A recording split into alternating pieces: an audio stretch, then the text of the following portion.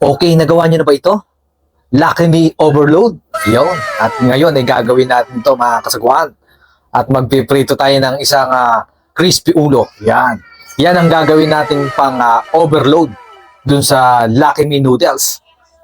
Yan. Ang tawag natin dito ay Lucky Me Noodles Overload. Yun.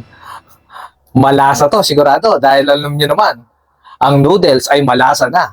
Siyempre, gawang noodles yan. Diba? Lucky Me. Okay? So yan, hihintay lang natin maluto ito. Pag medyo paluto na po ito, tsaka natin isasalang yung Lucky Me. Dahil madali namang lutuin yung Lucky Me. At madali namang lumambot ang noodles, di ba? So ito, naibiling na natin ang kabyak. At ready na. Ihahanguin na natin ang crispy ulo. Napakasarap nito. Ngayon mo lang mararanasan ang Lucky Me Noodles Overload. Ayan oh, tingnan nyo naman. Oh, sobrang lutong nito. Anong panama ng Diwata Pares Overload din eh. Mga kasagwan. Tingnan nyo naman.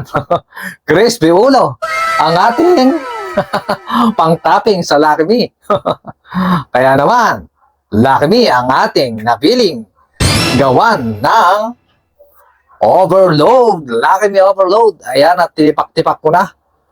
Ayan, at gugunting-guntingin na natin para maitoppings natin sa ating Lucky Me Overload Noodles. Yun, napakasarap po talaga nito.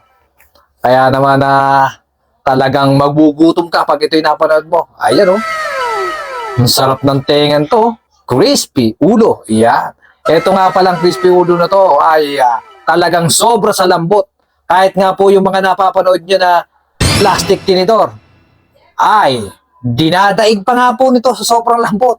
Dahil ito yung pinakuluan ng 6 na oras. 4 na oras hanggang 6 na oras kung kinukuluan. Kaya naman mga kasagawaan, napakasarap talaga nito at napakalambot. Timplado na po ito. Itong ating crispy ulo.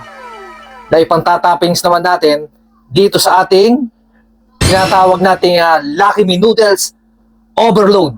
Yun. Kaya tinawag natin siyang overload. Di ba may tinatawag tayong Pares Overload? Ito, Lucky Me Noodles Overload. Ayan, maglalagay na po tayo sa isang mangkok ng Lucky Me para malagyan natin siya ng toppings. Yo.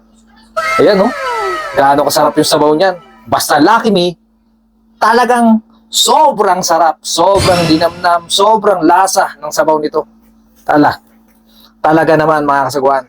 Kaya ito na, kukuha na tayo ng pang-toppings natin mga kasagwan. Ayan, no? Woo! Grabe ang lutong. Wow! Sobrang lutong talaga nito. Wow! Look at this mga kasagwan, no? Wow!